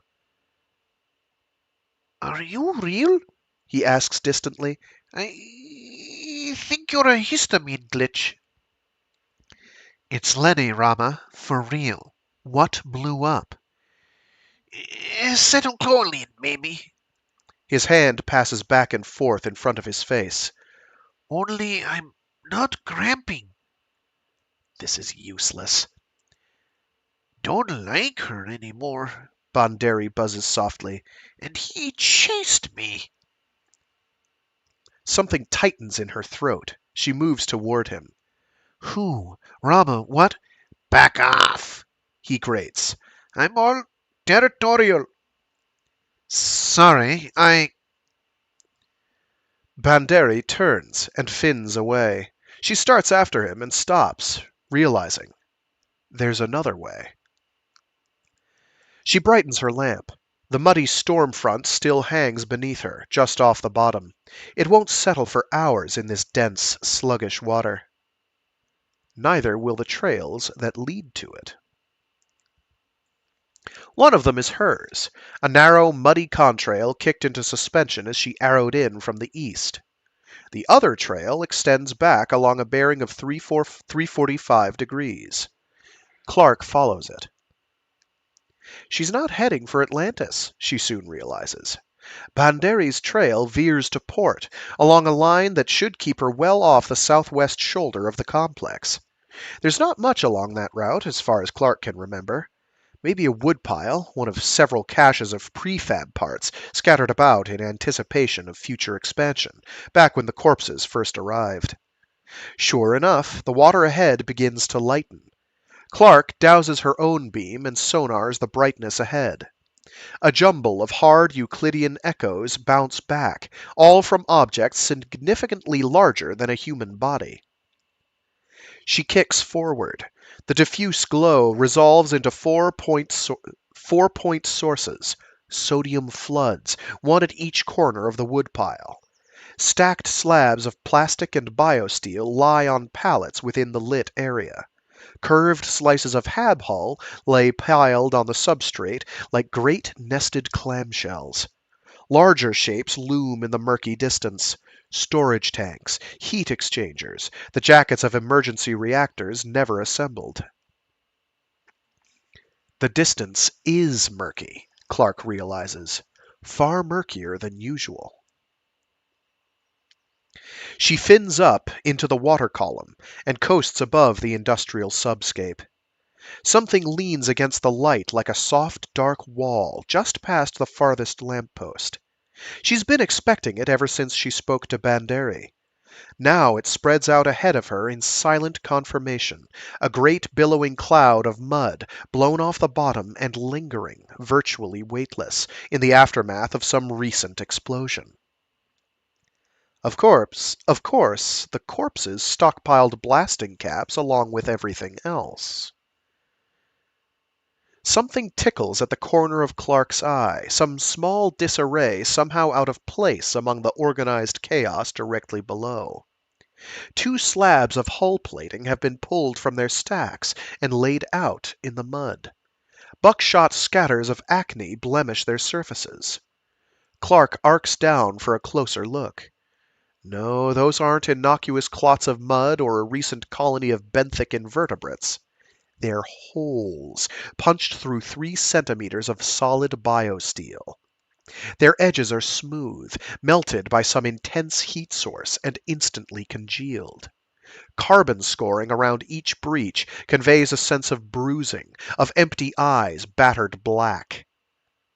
Clark goes cold inside. Someone's gearing up for the finals.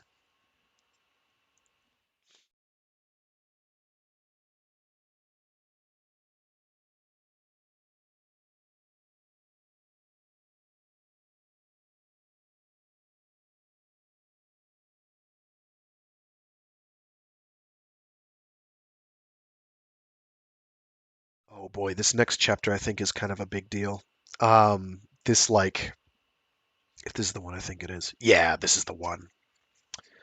This is oh good, and it's the one right before I've got to go. So this is perfect. This is like the literally the absolute best chapter to end this stream on. I'm sorry.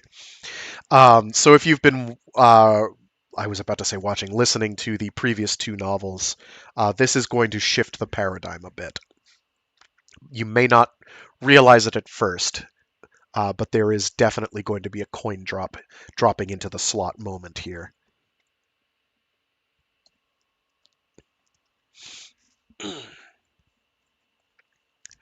Family values. I realize I just hyped everything up a lot. Family values. Ever since the founding of Atlantis, Jakob and Jutta Holzbrink. Jacob, it's Jakob. I think it's Jakob.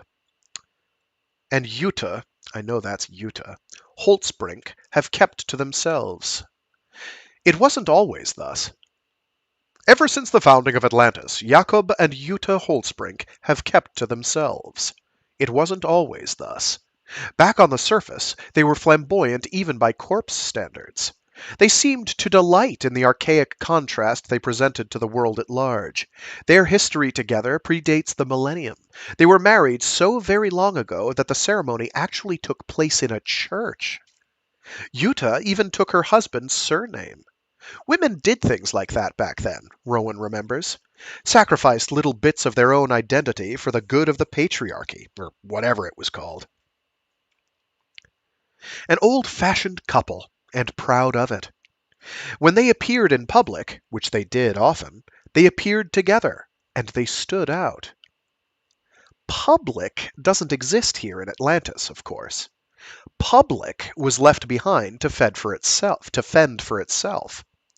Atlantis was the creme de la creme from the very beginning, only movers and shakers and those worker bees who cared for them, deep in the richest parts of the hive. Down here, Yuta and Jakob don't get out much. The escape changed them. It changed everyone, of course, humbled the mighty, rubbed their noses in their own failures, even though, god damn it, they still made the best of it, adapted even to doomsday, saw the market in lifeboats, and jumped on board before anyone else.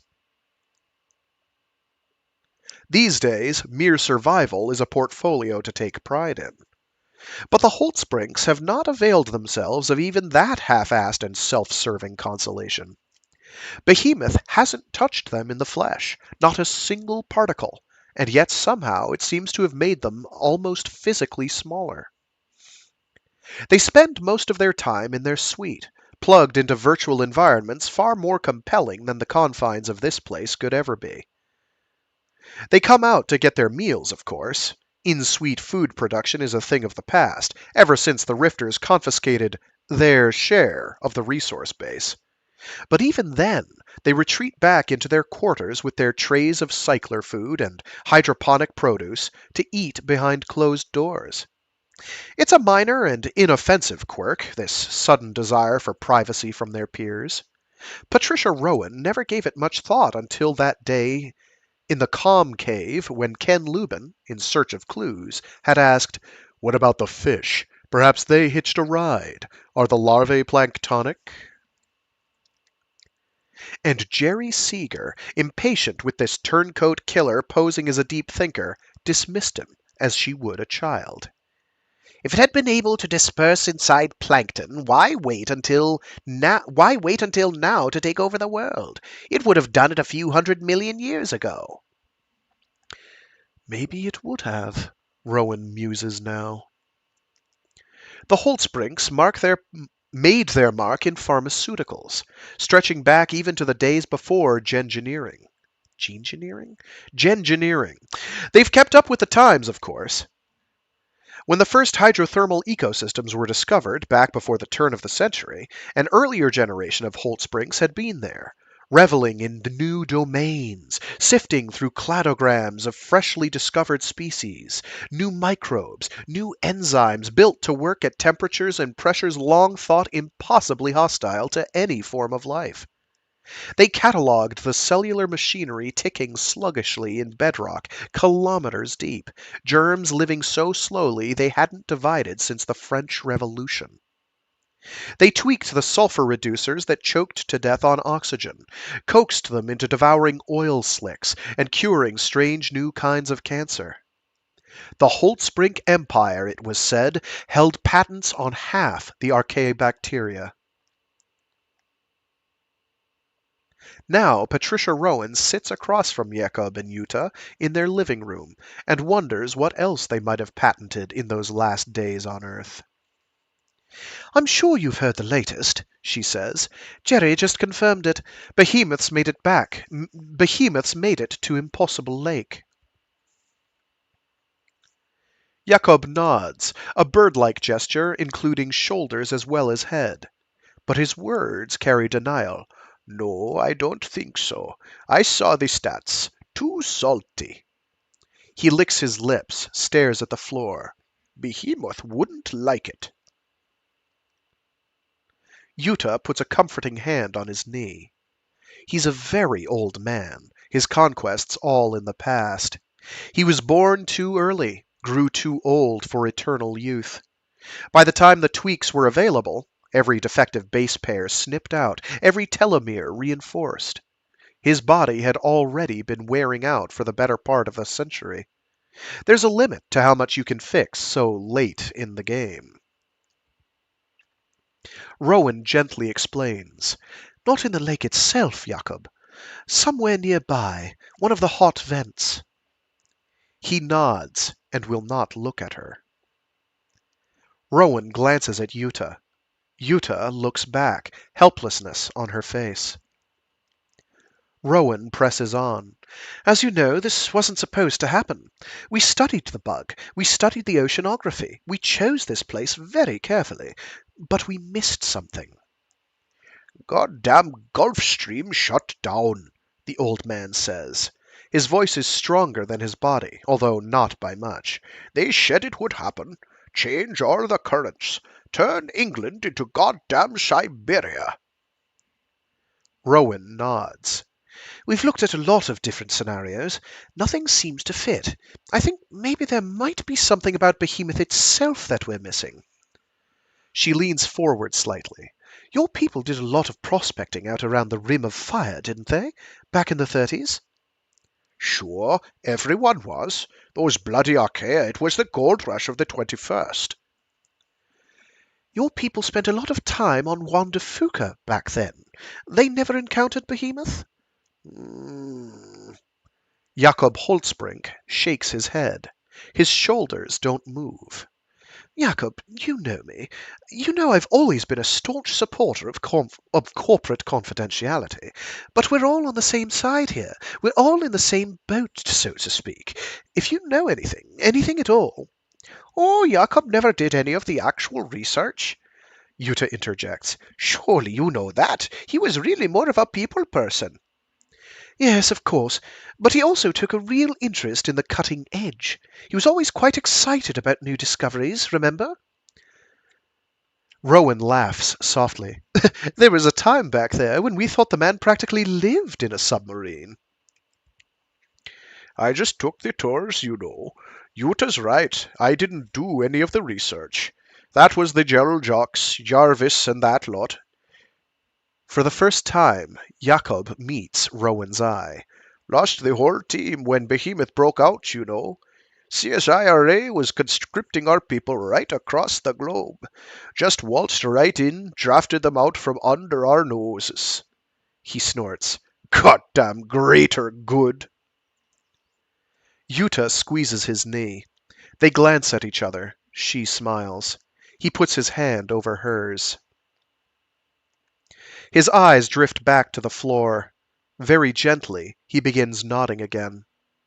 Jakob wasn't close to the research teams, Yuta explains. Scientists aren't all that good with people, as you know. It would be a disaster to let some of those people act as spokespersons, but they still resented the way Jakob presented their findings sometimes. Rowan smiles patiently. The thing is, Jakob, I've been thinking about Behemoth and how old it is. Oldest goddamn life on the planet, Jakob says. The rest of us, we just dropped in later. Martian meteor or something. Bloody Behemoth, it's the only thing that actually started here. But that's the thing, isn't it? Behemoth doesn't just predate other life, it predates photosynthesis. It predates oxygen. It's over 4 billion years old. And all the other really ancient bugs we found, the archaebacteria and the nanoliths and so forth, they're still anaerobes to this day. You only find them in reducing environments. And yet, here's Behemoth, even older, and oxygen doesn't bother it at all. Jakob Holtzbrink stops rocking. Smart little bug, he says. Keeps up with the times. Has those, what do you call them? Like Pseudomonas has. Blackford genes. Change their own mutation rate under stress. Right. Blackford genes. Jakob brings one hand up, runs it over a sparsely haired and liver-spotted scalp. It adapted to oxygen, and adapted to living inside fishes, and now it's adapting to every other goddamn nook and cranny on the goddamn planet. Only it never adapted to low temperature and high salinity in combination, Rowan observes. It never adapted to the single biggest habitat on Earth. The deep sea stumped it for billions of years. The deep sea would still be stumping it if the Chana outbreak hadn't happened. What are you saying? Yuta wonders, a sudden slight sharpness in her voice. Her husband says nothing. Rowan takes a breath. All our models are based on the assumption that Behemoth has been in its present form for hundreds of millions of years. The advent of oxygen, hypotonic host bodies, all that happened in the deep, deep Precambrian. And we know that not much has changed since then, Blackford genes or no Blackford genes. Because if it had, Behemoth would have ruled the world long before now. We know it can't disperse through the abyss because it hasn't dispersed through the abyss in all the millions of years it's had to try. And when someone suggests that maybe it hitched a ride to the ichthyoplankton, we dismissed them out of hand, not because anybody's actually checked, who had the time, the way things were going, but because if it could disperse that way, it would have dispersed that way. Millions of years ago. Jakob Holtzbrink clears his throat. Rowan lays it on the table. What if Behemoth hasn't had millions of years? What if it's only had a few decades? Well, that's... Yuta begins. Then we're not sure of anything anymore, are we? Maybe we're not talking about a few isolated relics here and there. Relicts here and there. Maybe we're talking about epicenters. And maybe it's not that Behemoth isn't able to spread out, but that it's only just now got started. That avian rocking again, and the same denial. Nah, nah, it's old. RNA template, mineralized walls. Big goddamn pores all over it. That's why it can't hack cold seawater. Leaks like a sieve. A bubble of saliva appears at the corner of his mouth. Yuta absently reaches up to brush it away. Jakob raises his hand irritably, preempting her. Her hands drop into her lap. The pyranosal sequences. Primitive. Unique. That woman, that doctor, Geridis, she found the same thing. It's old. Yes, Rowan agrees. It's old. Maybe something changed it, just recently. Jakob's rubbing his hands, agitated. What, some mutation? Lucky break? Damn unlucky for the rest of us. Maybe someone changed. Maybe someone changed it, Rowan says. There. It's out. I hope you're not suggesting... Yuta begins, and falls silent. Rowan leans forward and lays her hand on Jakob's knee. I know how it was out there 30, 40 years ago. It was a gold rush mentality, just as you said. Everybody and their organ cloner was setting up labs on the Rift, doing all kinds of in situ work. Of course it was in situ. You ever try to duplicate those conditions in a lab? But your people were at the forefront. You not only had your own research, you had your eye on everyone else's. You were too good a businessman to do it any other way. And so I'm coming to you, Jakob. I'm not making any claims or accusations of anything. Oh, wait. I have to actually read the words. Is that how it works? I'm sorry. And so I'm coming to you, Jakob. I'm not making any claims or accusing anyone of anything. Do you understand? I just think that if anyone in Atlantis might have any ideas about anything that might have happened out there, you'd be the one.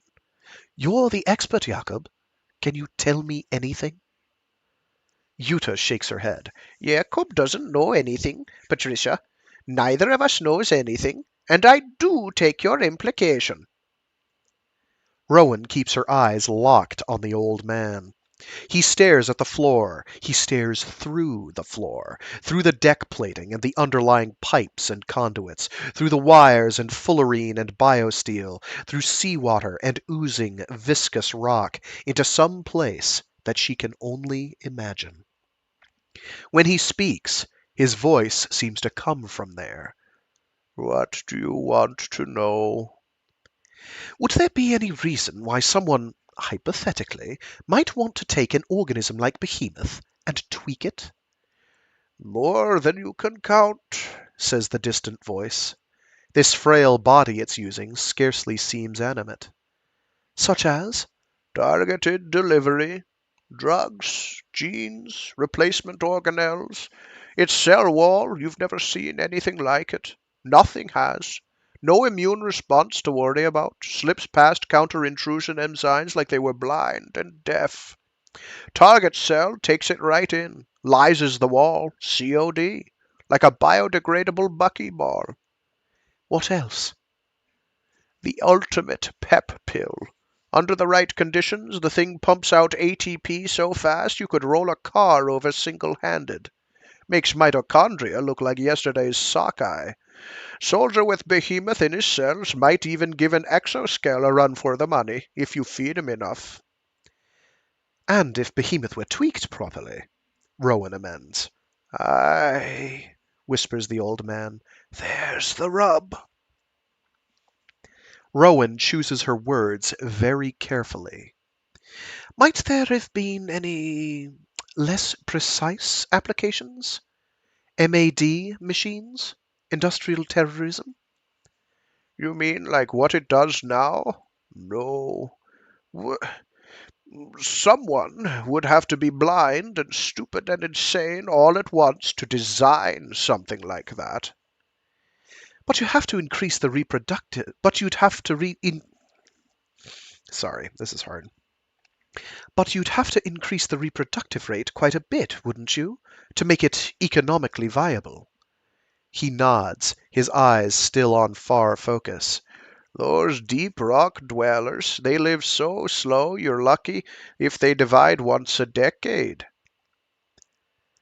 And what would that mean? And that would mean they'd have to eat a lot more, wouldn't it, to support the increased growth rate? Of course, child knows that much. But that's not why you do it. Nobody would do it because they wanted something that could. It would just be an unavoidable. A side effect, Yuka suggests. A side effect, he repeats. His voice hasn't changed.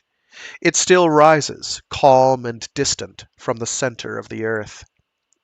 But there are tears on Jakob Holtzbrink's face. So nobody did it deliberately. They were aiming for something else, and things just went wrong? Is that what you're saying? You mean hypothetically? The corners of his mouth lift and crinkle in some barely discernible attempt at a smile. A tear runs down one of those fleshy creases and drops off his chin. Yes, Jakob, hypothetically. The head bobs up and down. Is there anything we can do? Anything we haven't tried? Jakob shakes his head. I'm just a corpse. I don't know. She stands. The old man stares down into his own thoughts. His wife stares up at Rowan. What he's told you, she says. Don't take it the wrong way. What do you mean? He didn't do this any more than you did. He's no worse than the rest of you. Rowan inclines her head. I know, Yuka. Yuta. Have I been calling her Yuka the entire time? If so, oops, it's Yuta. Yuka Sarasti is something else entirely. I know, Yuta. She excuses herself. The last thing she sees, as the hatch seals them off, is Yuta Holtzbrink sliding a lucid dreamer over her husband's bowed head. There's nothing to be done about it now. No point in recriminations, no shortage of fingers pointing in any direction. Still, she's glad she paid the visit. Even grateful, in an odd way. It's a selfish gratitude, but it will have to do. Patricia Rowan takes whatever solace she can in the fact that the buck doesn't stop with her anymore. It doesn't even stop with Lenny Clark, mermaid of the apocalypse. Rowan starts down the pale blue corridor of Res D, glancing one more time over her shoulder. The buck stops there.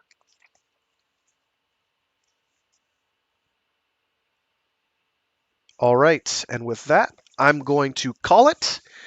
Hope people enjoyed. If you didn't enjoy, I'm sorry. I can do better. If you did enjoy, cool.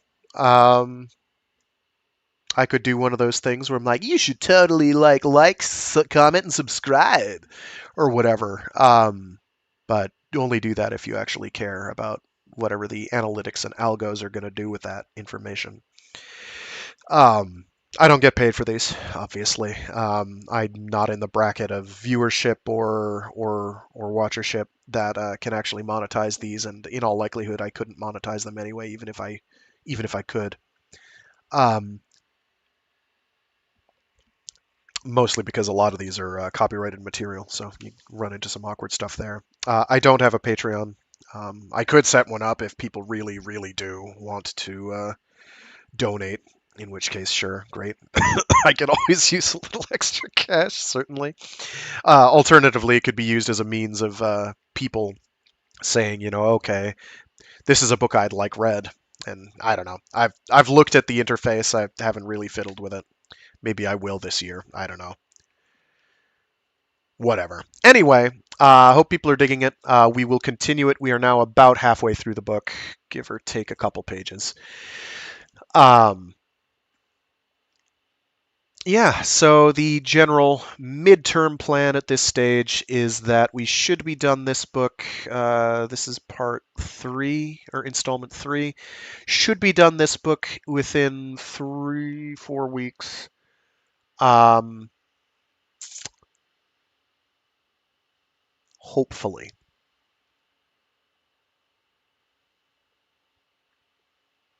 Oh, actually, that might work out perfectly because I think it's the week of the 24th. Um, I am not here. I will see how things work out. If I should have enough time, I may have to do an extra long stream somewhere along the way, but we'll make that work. Whatever. Um, because I do want to get in that helicopter story stream. I really do. I wanted to do it last year, but I was a coward and pussed out and didn't do it. Wussed out, whatever the proper terminology for not doing a thing due to fear of backlash. Uh, Although at that point, it wouldn't have mattered, honestly. Basically, nobody notices these things except for you, whoever's listening right now. So yeah, I do these live, which is why they're really rough, and I do them in one take. It's kind of it's a hobby thing. I'm glad I've been getting a bunch of people to notice them. I guess I can thank the algorithms for that. Thanks, algos. You unthinking, ineffable, inscrutable machine non-intelligences that you aren't. And yeah, so I do these live every Friday at about noon Eastern Standard Time. Sometimes I'm a little late. Rarely, I'm early. Basically, never. I'm early. So if you need to look up time zone conversions, go ahead and do that. If you are interested in listening live. Otherwise, what you see is what you get, or hear is what you get. I don't really go back and edit these. Sorry. So they're rough. But yeah, I like reading short stories and novels aloud. I've got a wall, a collection of material to read, and of course, I keep adding more things to it. Feel free to shoot me requests. Right now, I've got, let's see, after this, request wise, I've got the Hyperion Cantos, which is a beefy. I've got the Three Body Problem. Hyperion Cantos, I believe, is by Dan Simmons. Dan Simmons, yes. The Three Body Problem by Xixin Liu. Somebody has requested not Destination Void, but I think it's the Jesus Incident is the second one. In that Frank Herbert series, Frank Herbert and one other guy whose name I don't remember right now series. Um, so I would like to get to that because someone has requested it.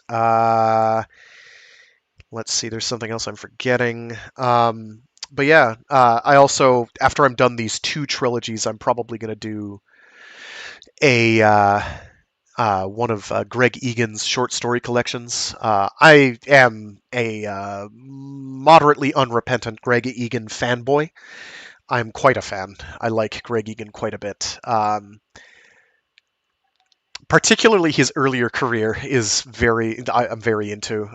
His more recent stuff is extremely good, but it's also like orders of magnitude harder to comprehend if you're a layman.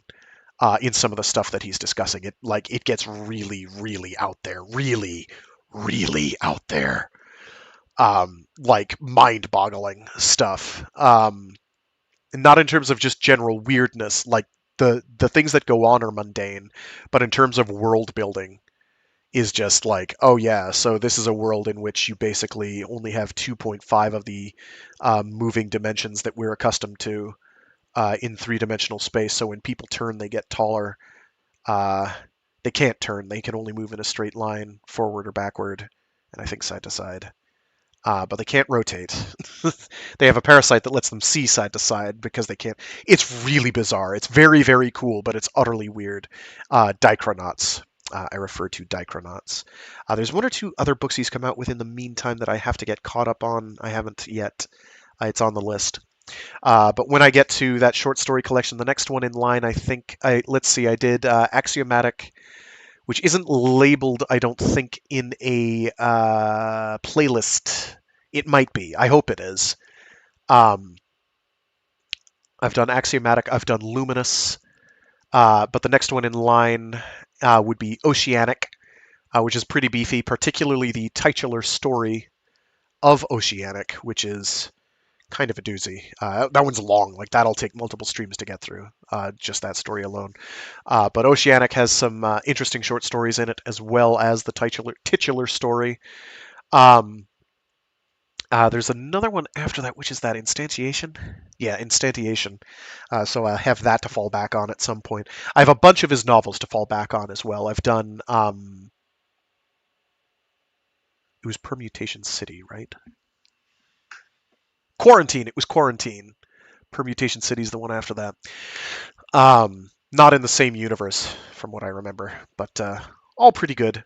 Kind of similar, but Axiomatic still might be pound for pound my favorite short story collection by anyone.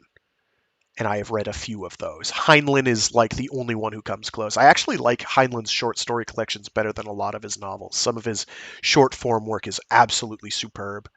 Um, I have mostly okay things to say about Heinlein. Say what one will about his politics. He had some pretty interesting ideas, and he could write very, very compelling work, even if you didn't agree with some of the ideas being broached.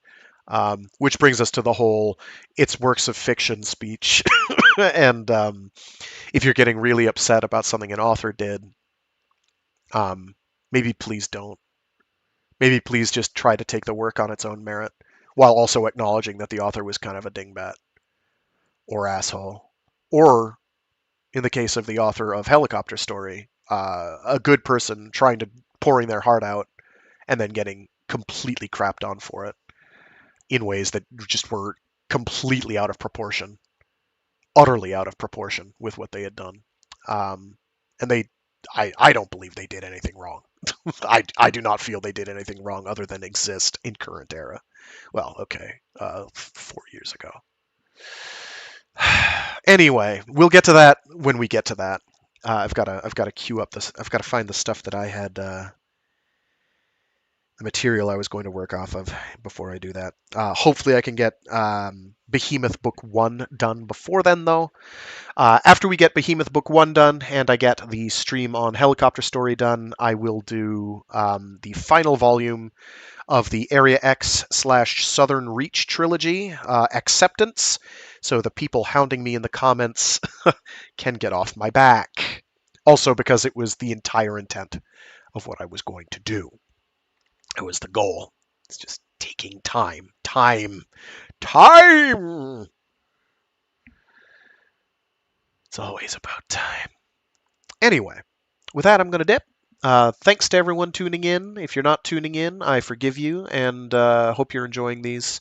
Feel free to tune in if you want. If you don't want, just watching them after the fact. It's easier, honestly. Having to at 12 Eastern Standard Time, having to tune into someone yammering away in your ear, where you can't skip ahead of them rambling, is I can imagine rather difficult. But people have been doing it, and I guess applause. Thanks. It makes me feel validated. It's not just screaming into the void anymore. It's screaming into the void with faceless text that I can't see or truly comprehend as being another human being. Hopefully you are, though. If you are, cool. If you're not, cool anyway. Man, you're a good chatbot if you are. I can't tell the difference. Um, I have a whole diatribe prepped on things like ChatGPT, but we're not going to get onto that diatribe. It's actually, I've got a killer article on that really just kind of nails my opinion on that. It's like, oh man, this is literally everything I thought and believed. It's great somebody else is putting voice to this. Who did that one? I don't remember. I'll find it later. Anyway, I don't want this to turn into like some this person now uses this as a video blog type channel where I'm like, this is the topic I'm going to talk about today because my opinion matters so goddamn much. It doesn't. It doesn't. As far as any of you are concerned, I'm not even fucking real. Or you shouldn't think I'm real. You shouldn't actually think of YouTubers as being real. I think that's actually kind of dangerous. Because they can't. If they're successful in particular, they can't be real. I'm being relatively real, but I'm not going to lie to you and say this is exactly who I am all the time. It's just, you know, the masquerade. This is the face we put on in order to talk to other human beings over the internet. We're never going to be quite the same. It's not the same as human interaction.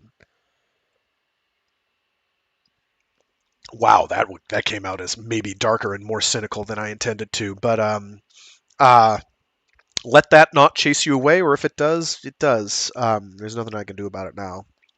I can't go back and edit that. Wait, yes, I can, but I won't. Because I'm lazy, not because I want to put my best foot forward.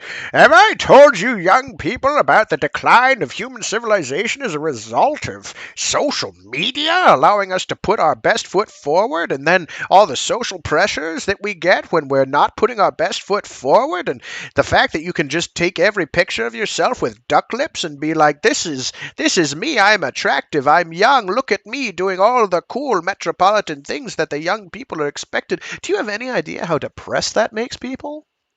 That makes people really depressed. Not me, because I don't give a shit. I do not. I categorically don't give a. This is why I don't have links to a Facebook or a Twitter. I used to have a Facebook page that I was streaming to, but I never looked at it. I just made sure that the streams actually went to it, and then just ignored them.